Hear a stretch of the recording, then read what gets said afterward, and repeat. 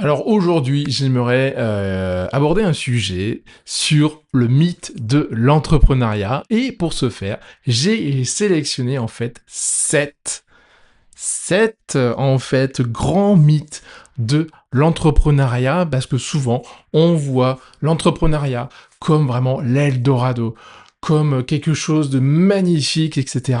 Si vous regardez les réseaux sociaux, parce que si vous intéressez au sujet, vous êtes très certainement déjà allé sur les réseaux sociaux, vous avez tapé des mots-clés concernant l'entrepreneuriat, et ben, l'algorithme, qu'est-ce qu'il fait sur ces genres de réseaux? Il va vous mettre en face de vous, en fait, de la publicité, et la publicité va être vraiment ciblée sur l'entrepreneuriat. Bien sûr, vous allez tomber sur des personnes qui vont vous vanter tous les mérites qu'il y a donc sur l'entrepreneuriat, à pouvoir entreprendre, et donc ils vont vous vendre comme ça, du rêve, ok? Eh bien, on va voir ensemble comment démystifier tout cela, non pas pour vous faire peur, mais pour vous rendre compte de la réalité des choses. On est là pas pour dire du blabla, on est là vraiment pour du concret et affronter vraiment la réalité des choses pour ne pas après se manger un mur en pleine face.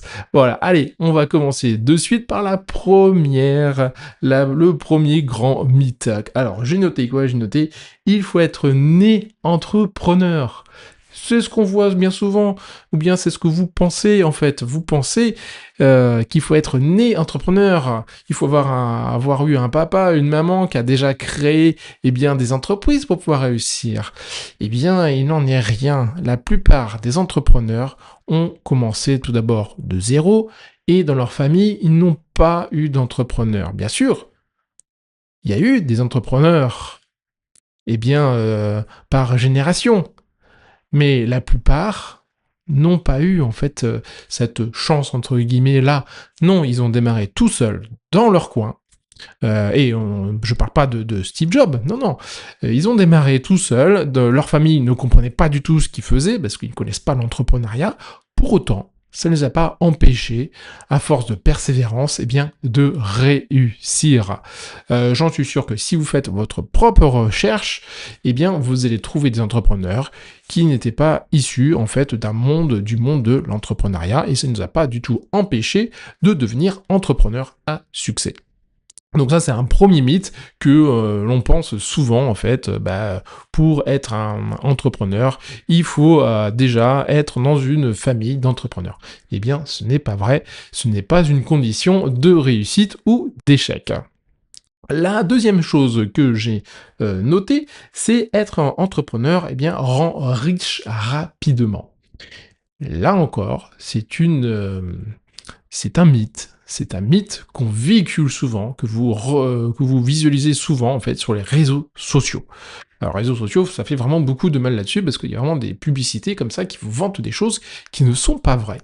Donc l'entrepreneuriat, même si c'est une voie à prendre si vous souhaitez bien sûr éventuellement gagner plus d'argent que dans le salariat, et encore, ça dépend dans quel monde salariat vous êtes, dans quelle entreprise salariat, ça dépend de votre poste, et ça dépend dans quel business vous lancez dans l'entrepreneuriat. Donc il y a beaucoup de conditions, vous voyez, donc c'est pas des choses qu'on fait à la légère, non, il faut réfléchir avant de se lancer. Donc, l'une de ces mythes-là, c'est de se dire en fait, si je prends la voie de l'entrepreneuriat, cela va me rendre plus riche. Eh bien, ce n'est pas forcément vrai. Ça dépend, comme je dis, du secteur que vous allez choisir. Ça va dépendre des produits, des services, de la marge que vous allez développer, ok, et des coûts que vous allez devoir gérer. Donc tout ceci, bien sûr, se prépare en amont. Mais il faut bien se dire, bien avoir en tête que non, ce n'est pas parce que vous allez devenir entrepreneur que vous allez être forcément riche. Ce n'est pas forcément vrai, ok? Vous pouvez très bien juste être entrepreneur, avoir juste un revenu décent, mais ça ne va pas forcément vous rendre riche. Non, attention à toutes ces paillettes qu'on veut bien vous faire croire. La troisième maintenant, le troisième mythe, qu'est-ce que c'est?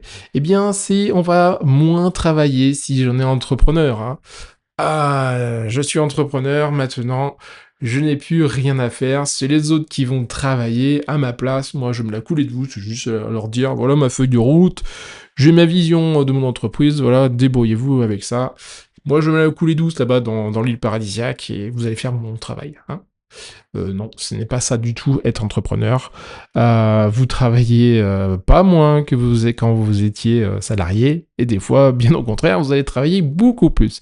Parce que avoir une entreprise, être entrepreneur, surtout quand on débute, demande beaucoup d'énergie, beaucoup de temps, et donc beaucoup d'investissement. En temps et en énergie et en argent. Donc au début, non, vous allez vraiment cravacher. Si jamais vous ne cravachez pas, eh bien votre entreprise ne va jamais décoller. J'ai pour souvenir, en fait, une de mes anciens collègues qui avait lancé, en fait, une entreprise. Et juste 1 ou 2 mois après, je crois, elle a dit « Bon ben, je vais partir en vacances. » What? Quoi? Tu vas quoi? Je vais partir en vacances pendant quelques mois. Partir en vacances? Tu viens juste de créer ton entreprise. Est-ce que tu crois que vraiment ton entreprise va décoller? Je ne crois pas. Quelque temps après, son entreprise fut elle a arrêté. Mais oui, faut choisir en fait. Il faut choisir sa voie, mais pour ce faire, il faut bien sûr se connaître. Il faut connaître aussi les contraintes de votre futur métier entre guillemets de l'entrepreneuriat. Qu'est-ce que ça implique dans la vie de tous les jours? Est-ce que vous êtes prêt à faire des sacrifices entre guillemets pour pouvoir avancer, pour pouvoir créer votre entreprise? Ça demande du temps de créer une entreprise. Faut pas se leurrer, ça demande du temps et de l'énergie. Alors, qu'est-ce que j'ai noté pour ce quatrième grand mythe? C'est de ne plus avoir de compte à rendre en fait à personne. Vraiment?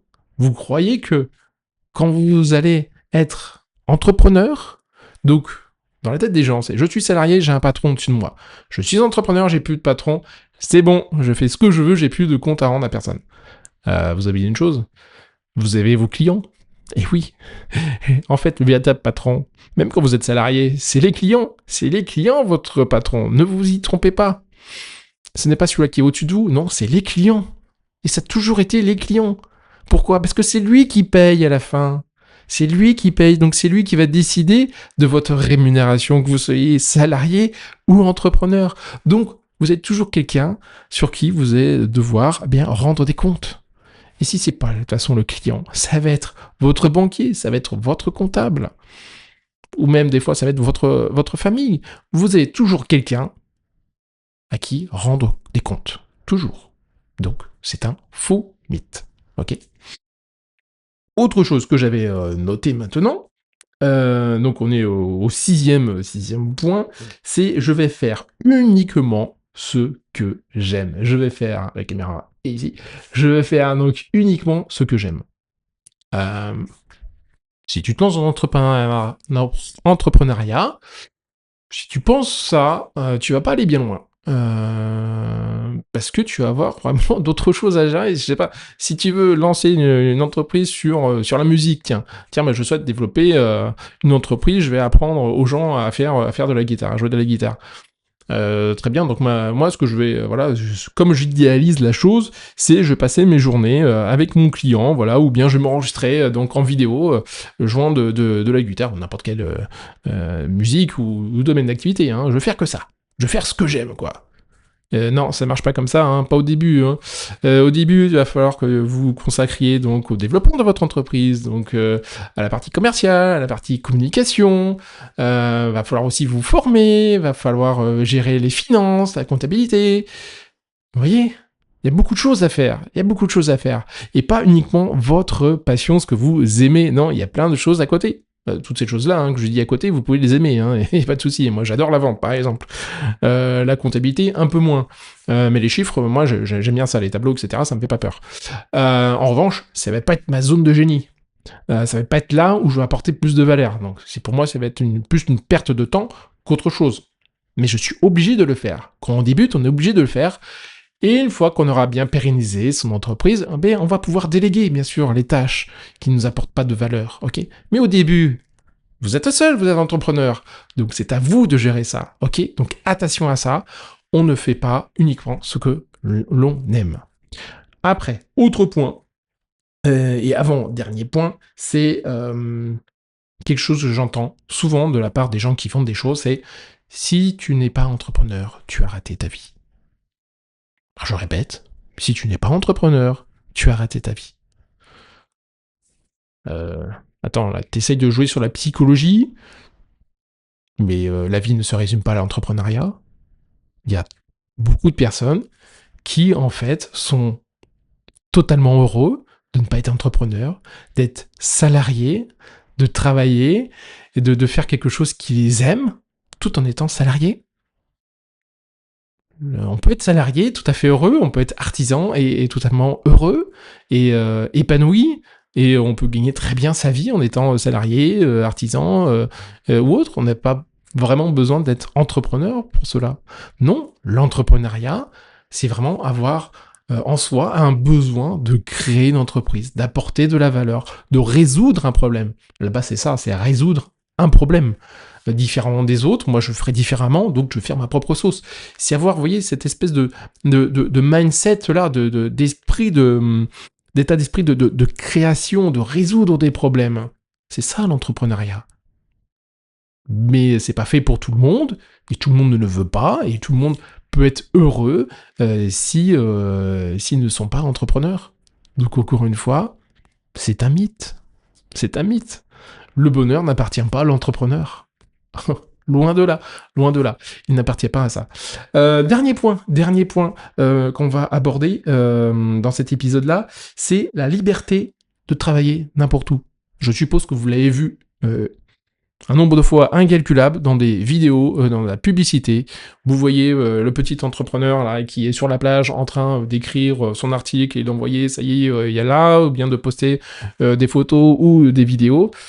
Ouais, alors ça, c'est pas du tout la vraie vie, hein. La vraie vie, non, c'est que vous êtes chez vous, dans votre bureau, vous voyez, comme ici, là, je suis dans mon bureau, vous êtes en train de tourner donc des vidéos, d'écrire donc des articles, d'essayer d'apporter de la valeur aux gens, de rencontrer d'autres personnes.